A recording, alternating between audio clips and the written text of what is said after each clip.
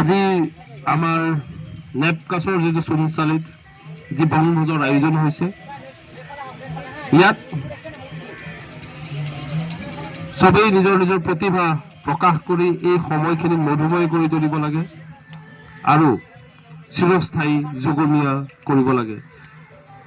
এই সময়খিনি এনে সময় হওক, এই সময়খিনি এনে জীৱনৰ এনে এটা সন্ধিক্ষণ হওক, য'ত আমি আৰু বহু বছৰৰ পিছত যদি চকুহাল মুদি উভতি চাওঁ, এই সময়টো যেন এটুকুৰ হীৰাৰ দৰে উজ্বলি উঠক। আমাৰ মনৰ প্ৰতিটো কাহিনী, আমাৰ এই আজিৰ দিনটোৰ প্ৰতিটো মুহূৰ্তক যেন আমি উপভোগ কৰিব পাৰোঁ। আৰু উপভোগ্য তেতিয়াই হ'ব যেতিয়া মৰম সম্প্ৰীতিৰ বান্ধোনেৰে নিজৰ নিজৰ প্ৰতিভাখিনিক প্ৰকাশ কৰিব পাৰিব। মই পোনপ্ৰথমে মোৰ এক ক্ষুদ্ৰ প্ৰয়াস কৰিবলৈ চেষ্টা কৰিছোঁ। কেতিয়াবা এই অভগা জীৱনত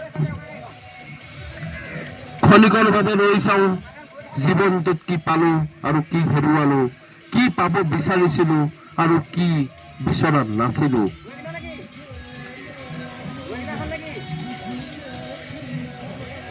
বৰ সুন্দৰ এটা গান আছিলে, জীৱনত যি বিচাৰা যদি সেইটো নোপোৱা আৰু নিবিচৰাটিকে যদি বহুবাৰ পোৱা, তেন্তে মই হহা হাঁহিতে হাঁহিবা।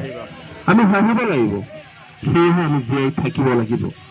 আমি জীয়াই থকাৰ উদ্দেশ্য অকল নিজক জীয়াই ৰখাই নহয়, উঠি অহা প্ৰজন্মক আমি শিকাব লাগিব। সেই বান্ধ, সেই ভাতৃ, সেই ভগ্নী, জীৱনটো এক কলাজ হয়, য'ত তুমি ভবা আৰু কপালত লৈ অহা বা ভগৱানে লিখি দিয়াৰ মাজত সাদৃশ্য বহুতেই নাথাকে। সেই সংঘাতখিনিক জীৱনত সুমধুৰ কৰি, সেই সংঘাতখিনিক আত্মগোপন কৰি, আত্মৰোমন্থন কৰি, যেনেকে এটা শামুকে জীৱনৰ বেয়া দিনত খোলাৰ ভিতৰত সোমাই পৃথিৱীৰ ভিতৰত চবতকে ধুনীয়া মানিকটো গঢ়ি তোলে, তোমাৰ দুখখিনিক আঁকোৱালি লৈ সেই দুখখিনি সৃষ্টিশীল প্ৰতিভাৰে নিজৰ ক্ষমতাৰে সৃষ্টি কৰি এই সমাজখনক আগুৱাই যোৱাত আৰু ভৱিষ্যত প্ৰজন্মক এটা বিশেষ উপলব্ধি দিয়াত সহায় কৰিব লাগে।